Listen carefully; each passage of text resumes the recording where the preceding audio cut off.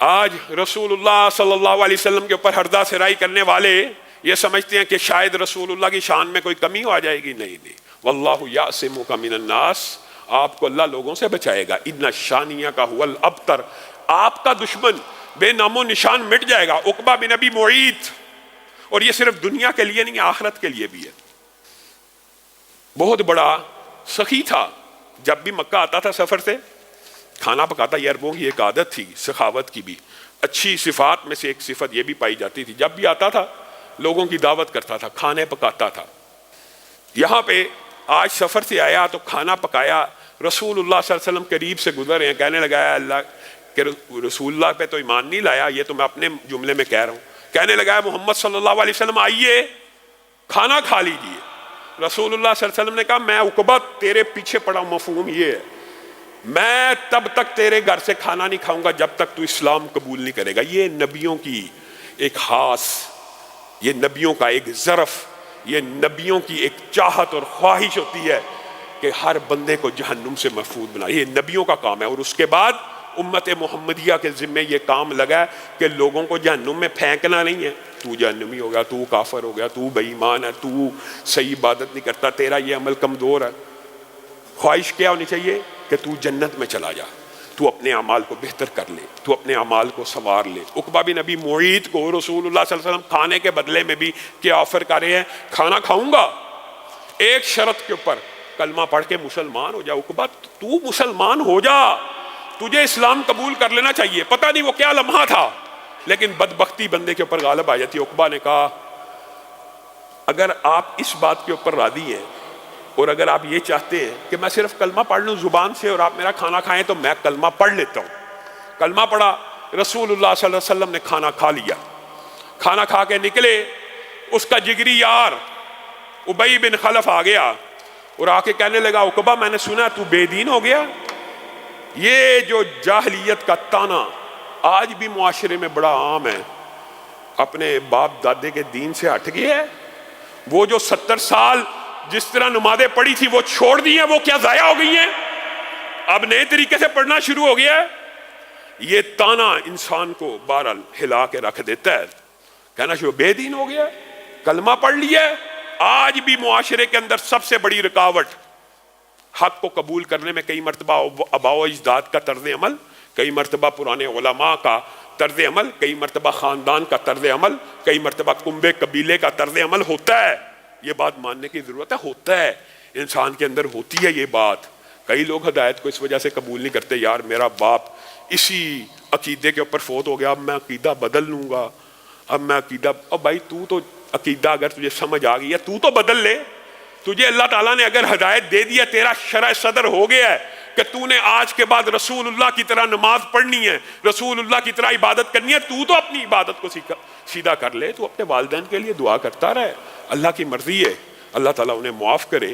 ہاں اگر کوئی شرک کے اوپر اعلانیہ فوت ہو گیا, اس کے چاہے سگا ماں باپ ہی کیوں نہ, اس کے لیے دعائے مغفرت نہیں ہے. شرک کے اوپر فوت ہونے والے کے لیے, اعلانیہ شرک کرتا تھا, اس کے لیے دعائے مغفرت نہیں. یہاں پہ ابی بن خلف نے آ کے تانا دیا, بڑکایا. یاری دوستی وہ بڑی گہری عربوں میں دوستی ہوا کرتی تھی. اپنے یاروں کو چھوڑ دیا, اپنے باو اجداد کا دین ترک کر دیا, بے دین ہو گیا. عقبہ کی غیرت کو ایک دم جلا لایا. نہیں میں نے صرف زبان سے پڑھا تھا, میں چاہتا تھا کہ وہ بھی قریشی ہیں, ہمارے کنبے قبیلے ہمارے علاقے کے ہیں, وہ آئے ہمارا کھانا کھا لیں. تو جھوٹ بول رہا ہے, تو نے دل سے کلمہ پڑھ لیا, تو پڑھ چکا ہے, تو ایمان لے آیا ہے, اور میں تجھے کیسے یقین دلاؤں گا میرے دوست کہ میں نے صرف زبان سے پڑھا. مجھے تب یقین آئے گا جب تو رسول اللہ صلی اللہ علیہ وسلم کی اہانت کرے گا, توہین کرے گا, ان کے چہرے کے اوپر معاذ اللہ ثم معاذ اللہ تھوک پھینک کے آ, ان کے اوپر گندگی گرا کے آ. وہ بدبخت کہ جس نے کلمہ بھی پڑھ لیا, چاہے زبان سے پڑھا تھا, بعد میں اثرات ظاہر ہو سکتے تھے, ممکن تھا کہ بدل جاتا. یہاں پہ غیرت آئی, رسول اللہ صلی اللہ علیہ وسلم کی توہین کی, تھوک کو بھی پھینکا دور سے, گندگی کو بھی پھینکا. رسول اللہ صلی اللہ علیہ وسلم نے کہا تھا عقبہ ایک دن آئے گا تجھے گرفتار کر کے لایا جائے گا اور تجھے قتل کیا جائے گا, اور یاد رکھی عقبہ تو نے جو حرکت کی ہے تیری سزا شریعت محمدیہ میں یہ ہے کہ تو جہاں مجھے مکہ کے باہر کبھی ملے گا تو میں تجھے قتل کر دوں گا۔ آپ کو پتا بدر کے اندر صرف ایک آپ کے سامنے بدر کا واقعہ رکھا تھا، یہ واحد تھا جس کو قتل کر دیا گیا اس اہانت اور توہین اور یہ اللہ کے حکم کی وجہ سے اس سے بدلہ لیا گیا۔ اللہ رب العزت نے اس بندے کے بارے میں قرآن پاک میں کیا آیت نازل فرمائی؟ یوم یعض الظالم علی یدی ویقول یوم یعض الظالم علی یدی یقول یا لیتنی اتخذت مع الرسول سبیلا۔ قربان جائے، یہ وہ بدبخت ہوگا، اور یہ سب کے لیے، ایک تو اسپیشل اس کے لیے ہے نا، ایک آپ سب کے لیے ہے۔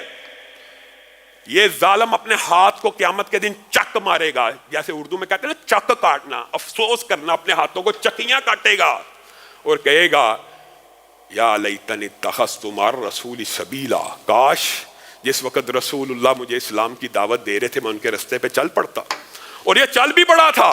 قرآن پاک میں اس سے بعد کی آیت میں یہ بھی ذکر موجود ہے کہ جب ہدایت قریب آ گئی تھی اس وقت اس نے ہدایت سے منہ موڑ لیا۔